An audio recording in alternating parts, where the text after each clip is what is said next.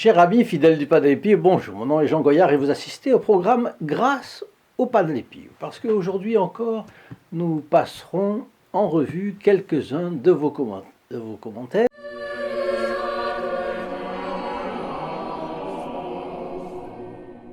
Et d'abord, pourquoi les calendriers que nous vous envoyons gratuitement sont-ils si appréciés ? Eh bien, ils sont élaborés par des personnes assez artistes et qui cherchent à attirer à la religion catholique par ce qui est beau. Ils montrent qu'il n'y a pas si longtemps, la société était plus agréable à vivre. Les rythmes étaient plus naturels, on prenait le temps de vivre.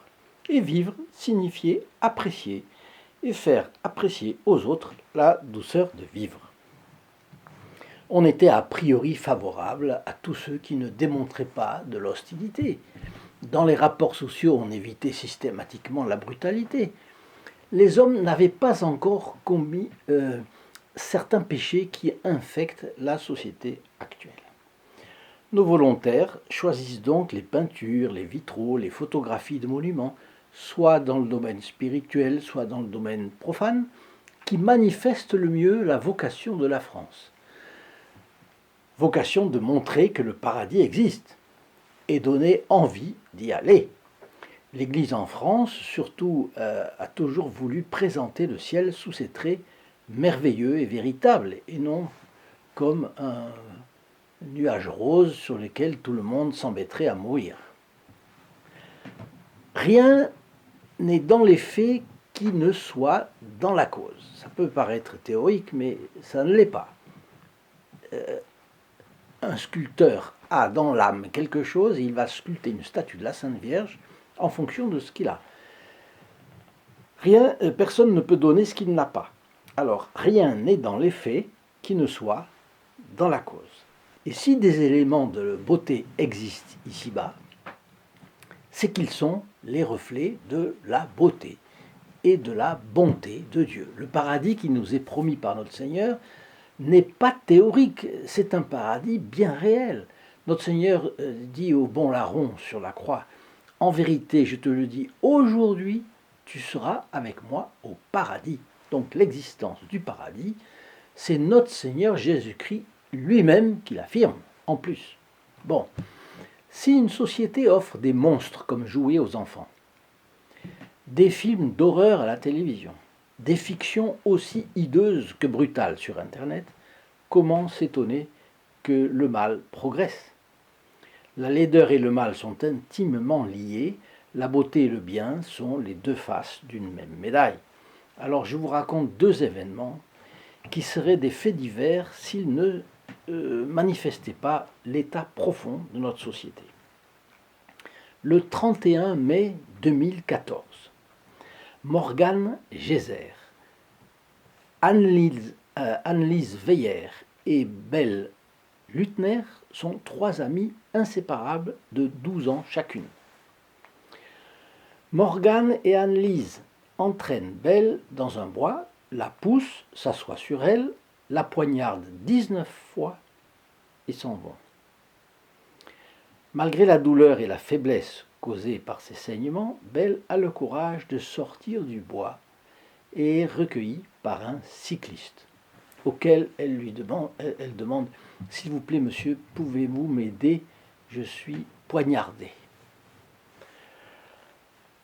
Elle a encore le courage de dire ça et avec les formes en plus. Bon, le chirurgien qui l'a opérée a spécifié qu'à un cheveu près, l'aorte auprès du cœur aurait été touchée et elle n'aurait jamais eu la force de sortir du bois.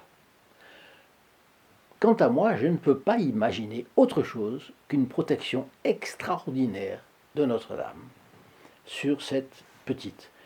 Il faut dire que quand on voit les photographies de ces trois, celle qui a été la victime est un petit ange. Et les deux autres, ce sont des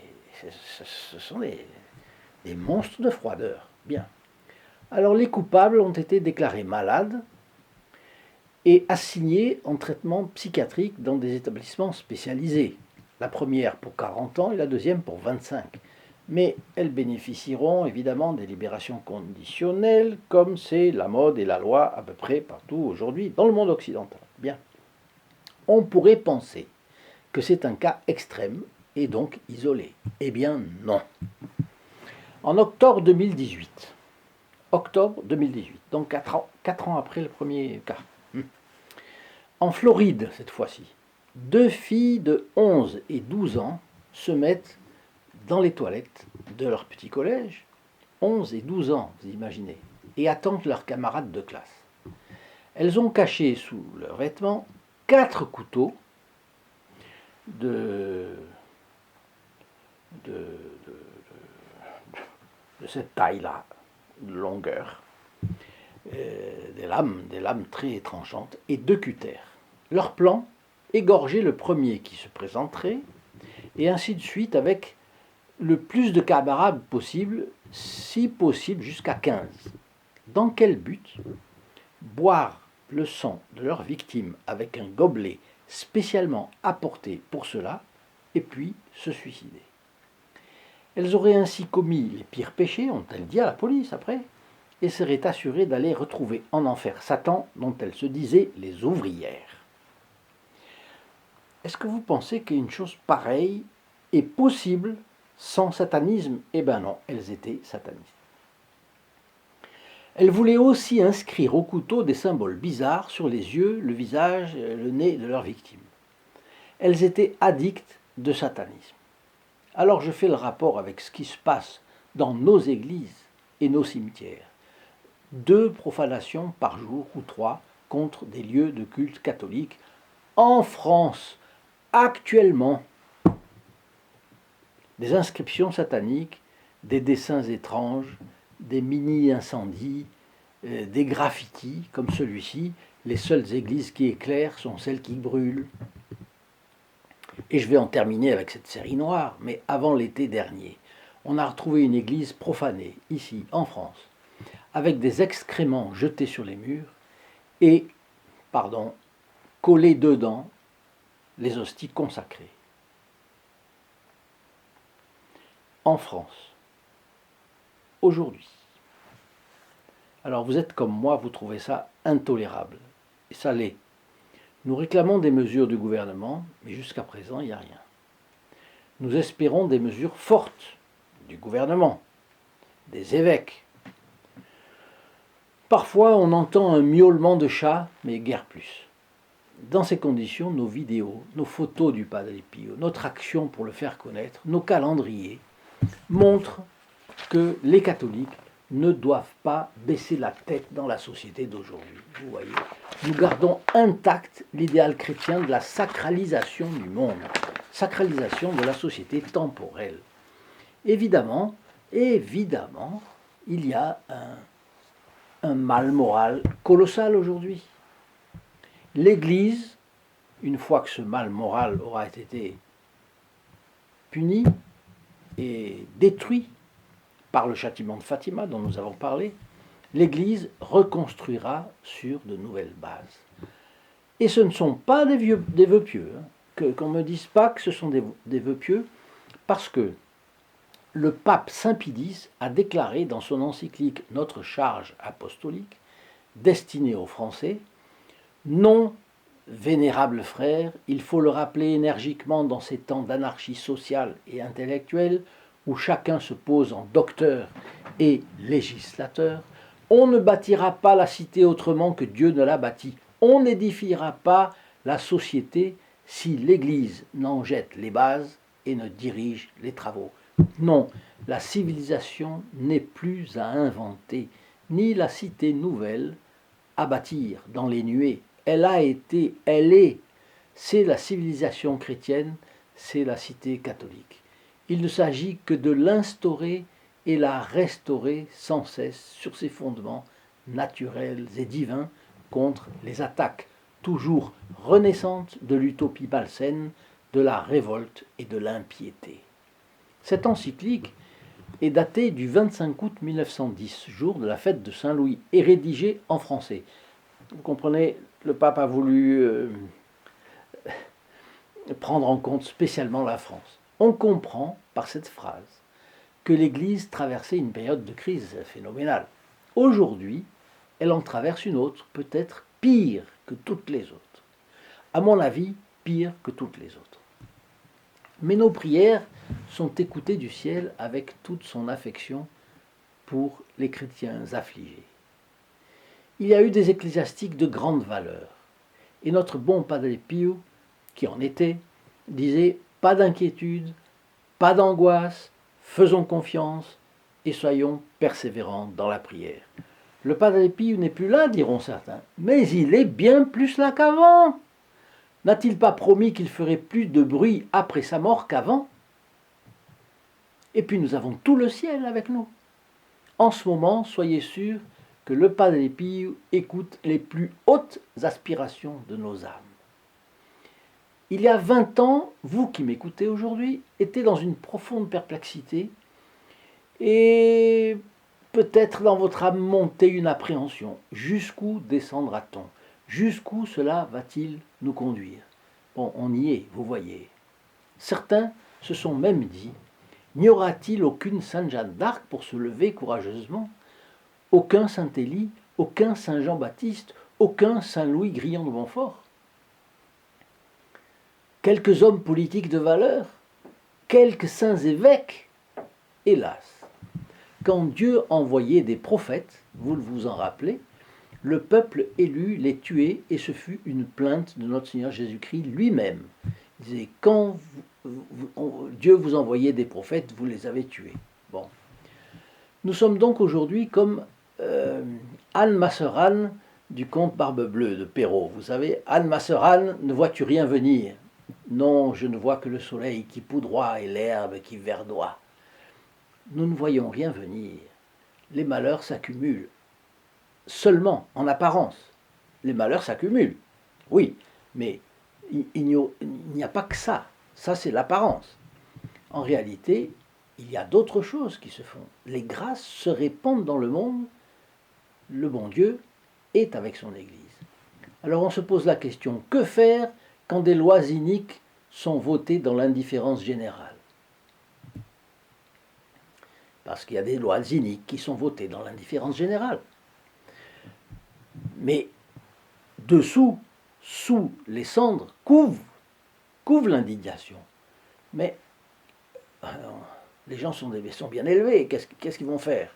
Bon. Pour finir, les attaques contre l'Église atteignent un point jamais soupçonné. Alors, allons-nous nous comporter comme des hommes de peu de foi? J'insiste avec force sur 3 points. On ne va pas à la messe pour l'ecclésiastique qui célèbre la messe. L'Eucharistie et la confession, vous le savez, c'est bon de le savoir, opèrent leur effet indépendamment de la sainteté ou pas du prêtre. C'est la même chose avec la confirmation et le sacrement de l'ordre, pour avoir des prêtres, donnés par l'évêque. Ces sacrements ont leur validité indépendamment de l'état d'âme de l'ecclésiastique. Ça, c'est un premier point. Deuxièmement, enlevons leurs éventuels complexes à certains catholiques qui se voient mis en cause dans les journaux de plus en plus depuis 1 an ou 2. Bon. Je préciserai que l'immense majorité des prêtres ne sont pas pédophiles.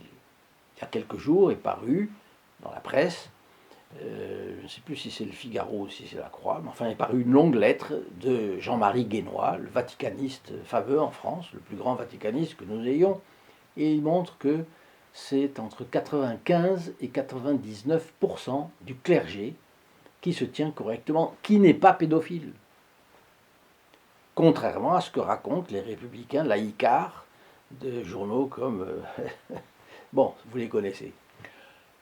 Ou alors les indifférents, parce que les indifférents aussi reprennent ces mêmes accusations contre l'Église, parce qu'ils veulent justifier leur abandon des sacrements par les soi-disant fautes du clergé. Alors, il y a eu un laxisme évident chez de nombreux évêques qui n'ont pas appliqué les normes strictes de prudence que le droit canonique leur faisait l'obligation de suivre. Ça, c'est à l'origine des turpitudes du moment. C'est vrai. C'est vrai. Hélas. Et puis troisième point que je voulais aborder, c'est qu'on a cru à tort que la grande solution était de faire confiance aux évêques. Aveuglément, c'était très facile, on se lavait les mains et on disait, on laisse tout ça, les évêques conduisent le peuple de Dieu là où il faut, ce sont les premiers concernés, ils défendront donc les droits de Dieu et l'Église, etc. Et moi, ça me permet de jouir de la vie tranquillement.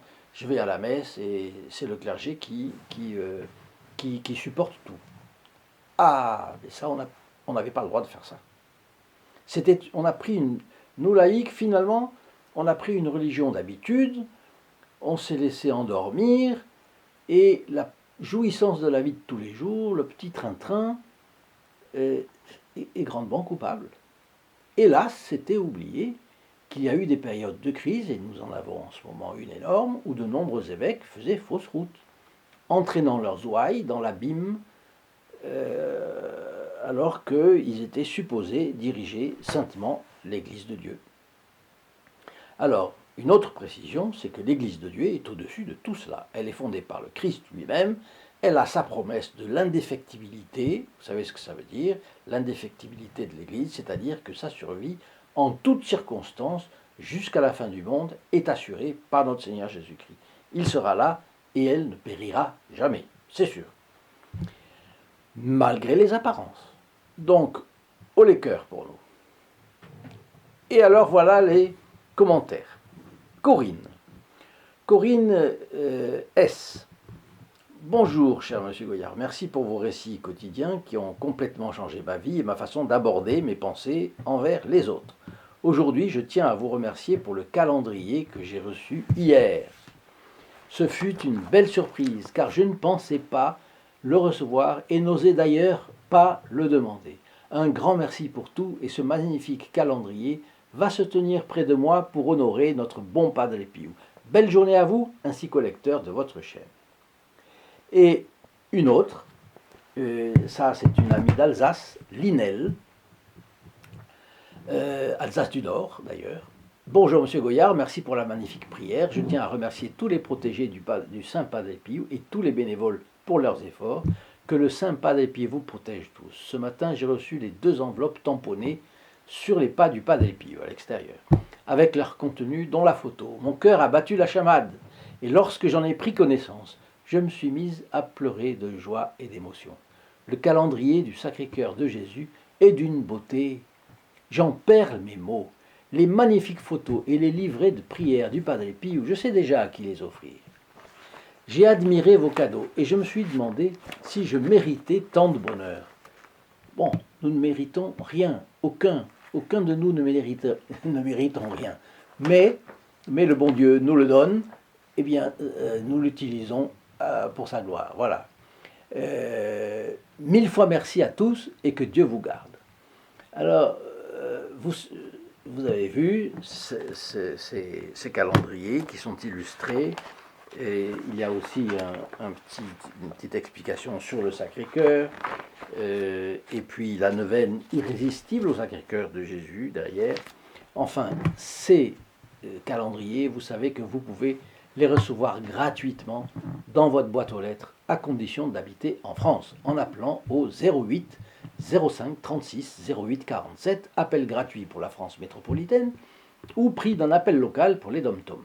Si vous habitez au Canada, composez le 1 844 398 88 67. Et si vous habitez ailleurs, envoyez-nous un email, nous essaierons au moins de vous permettre de visualiser ce calendrier. Alors Jacques, elle, nous écrit une lettre qui laisse beaucoup de tristesse. Un prêtre m'a dit récemment que le Padre Pio n'était pas sa tasse de thé, parce qu'il a pu avoir des accès de violence. J'ai répondu que c'était plus de l'exigence face à nos comportements insensés et qu'il devait frapper les esprits, bien fraternellement. Eh bien, Jacques, je suis bien d'accord avec vous. Vous êtes allé voir ce prêtre, vous l'avez croisé, vous étiez enthousiaste du Padre Pio, et je vous suis parfaitement, et vous avez pris un peu une douche froide.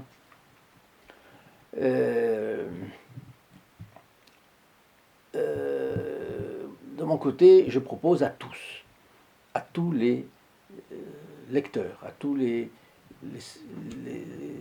auditeurs, de prier pour ce prêtre Cher ami fidèle du Padre Pio, je me suis un petit peu étendu sur cette question de la noirceur de certains aspects de la société actuelle et également de la situation dramatique dans laquelle se trouvent les catholiques aujourd'hui.